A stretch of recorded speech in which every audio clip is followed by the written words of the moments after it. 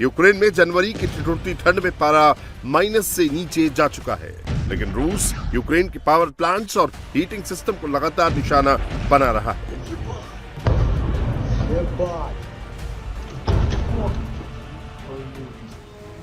बीती रात को रूसी सेना ने यूक्रेन पर सबसे बड़ा वार किया है।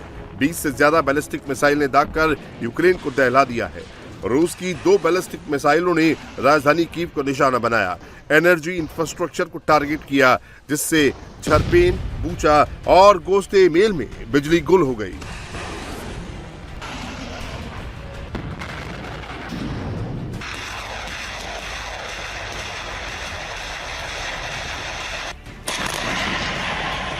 कीव के साथ ही खार्किव में भी ऊर्जा ठिकानों पर हमले हुए हैं, जिससे बिजली की आपूर्ति चरमरा गई है। बैलिस्टिक मिसाइलों के साथ ही रूस नई पीढ़ी के गेरॉन 5 स्ट्राइक ड्रोन से भी हमले कर रहा है। राष्ट्रपति पुतिन अब यूक्रेन में भारी तबाही मचाने के मूड में है। नए साल में रूस ने 100 से ज्यादा नए खतरनाक हथियारों को युद्ध में उतारा है।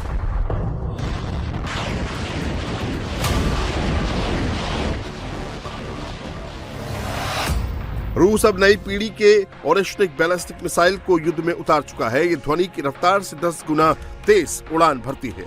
इसके साथ ही स्कंदर बैलिस्टिक मिसाइलों से भी यूक्रेन पर हमले कर रहा है। ये 500 किलोमीटर तक टारगेट पर अचूक निशाना लगाती है। रूसी सेना किंजल मिसाइल से भी यूक्रेनी शहरों को तबाह कर रही है। ये हाइपरसोनिक स्पीड से उड़ती है, इसकी ट्रैकिंग बेहद मुश्किल है। इसके साथ ही ज़िरकॉन हाइपरसोनिक क्रूज मिसाइल से भी यूक्रेन में भारी तबाही हो रही है। ये ध्वनि की रफ्तार से 8 गुना तेज उड़ती है। मिसाइलों के साथ ही रूस अब गेरॉन 5 स्ट्राइक ड्रोन को भी युद्ध में उतार चुका है। नई पीढ़ी के इस ड्रोन में जेट का काफी पावरफुल इंजन है, जो करीब 90 किलोमीटर तक वॉरहेड ले जा सकता है। कड़ाके की ठंड में रूस जिस तरह से यूक्रेन के पावर प्लांट्स और गैस डिपो को निशाना बना रहा है, उससे यूनाइटेड नेशंस तक की चिंता बढ़ गई है।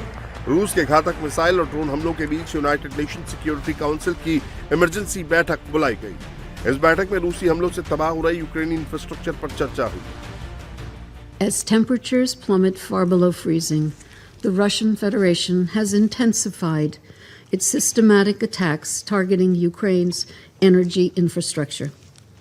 The strikes have killed and injured scores of civilians and deprived millions of Ukrainians of electricity, heating, and water for prolonged periods. करीब 4 साल से चल रहे इस विनाशकारी युद्ध में अब तक हजारों लोग मारे जा चुके हैं, जबकि बड़ी तादाद में लोग अब भी लापता हैं। यूनाइटेड नेशन की रिपोर्ट के मुताबिक इस भीषण युद्ध में अब तक करीब 15,000 से ज्यादा लोगों की मौत हो चुकी है, जिसमें 763 बच्चे भी शामिल हैं। यूक्रेन में बीते साल यानी 2025 में कम से कम 2,514 लोगों की मौत हुई, जबकि 12,142 लोग घायल हुए, जो 2024 के मुकाबले 31% ज्यादा है।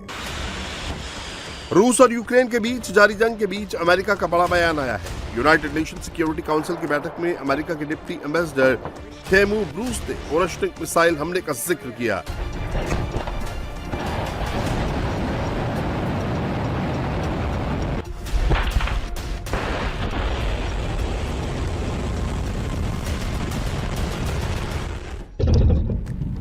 रूसी सेना ने पिछले दिनों लवीव पर इस खतरनाक मिसाइल से हमला किया था। पावर प्लांट और F-16 जैसे यूक्रेनी फाइटर जेट्स के रिपेयरिंग सेंटर को तबाह किया था।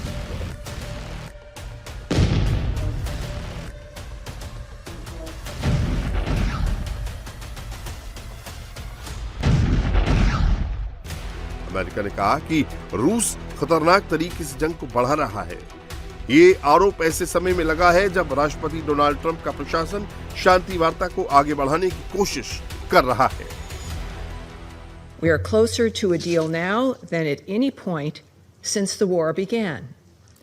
Despite this, Russia launched more attacks on Ukraine, including its launch of its nuclear-capable Orishnik ballistic missile, targeting an area of Ukraine close to the border with Poland and NATO. This constitutes another dangerous and inexplicable escalation of this war